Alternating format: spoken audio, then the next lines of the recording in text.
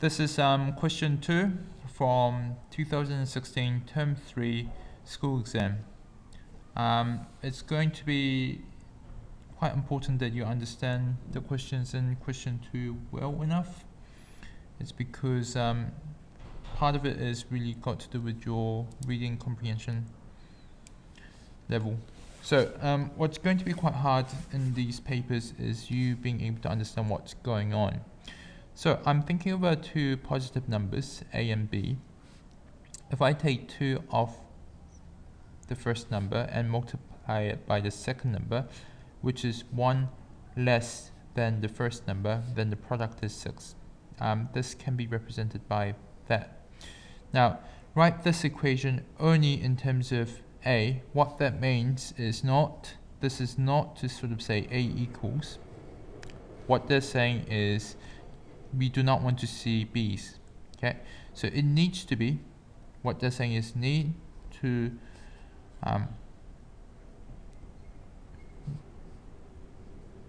use A's only.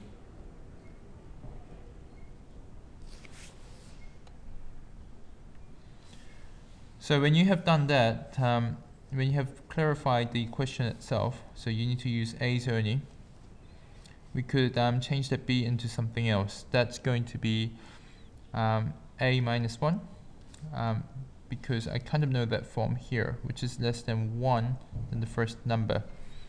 So from that thing, from that sentence, I could actually figure out that it needs to be A minus 1. Once I do that, I need to expand everything out, and that equals 6, and I simplified it. And that should get you a merit. Next one, what are the two numbers? I felt this was such an easy excellence question, so I think you do need to show all the steps in algebra to get an excellence. So once you have done this step, because 6 goes to the other side and you got this thing, you would need to find two numbers. The way you find two numbers is that something times something should equal -4, and that same something, if I add them, I should get -3. Those two numbers that work were -4 and +1, -4 and +1. Those are the numbers that work.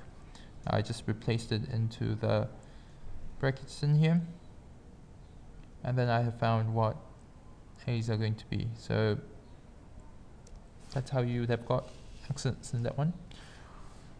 Next one that you need to look at, this is slightly more complicated, but it's quite easy to understand as well.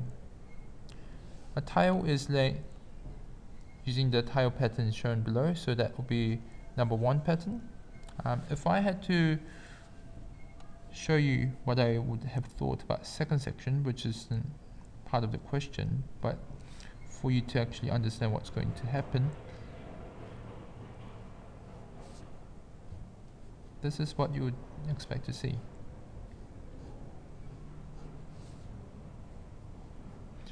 So in the first section, you got 1, 2, 3, 4, 5.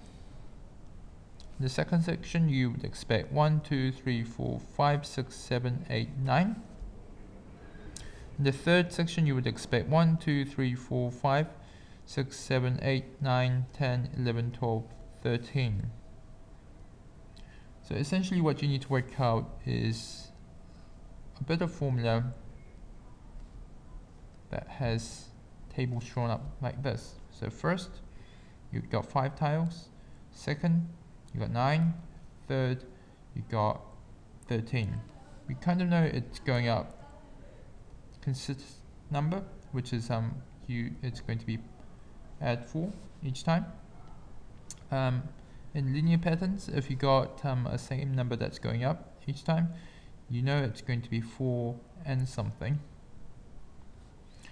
And to make it to a 5 for the first term, you just need to add 1 to it. That's something that your teacher should have taught you before. Next one, the cost of tiles is $10 per tile plus $20 delivery charge. Give a formula for how much it costs him in n sections. So these are the formulas I came up with. The cost of getting all that will be, it depends on how many number of tiles you got. So it's going to be 10 times number of tiles plus $20 for delivery charge. And if I follow that, and if I substitute what was up here, which is 4t plus 1, in that case, 4t in my case is going to be number of tiles.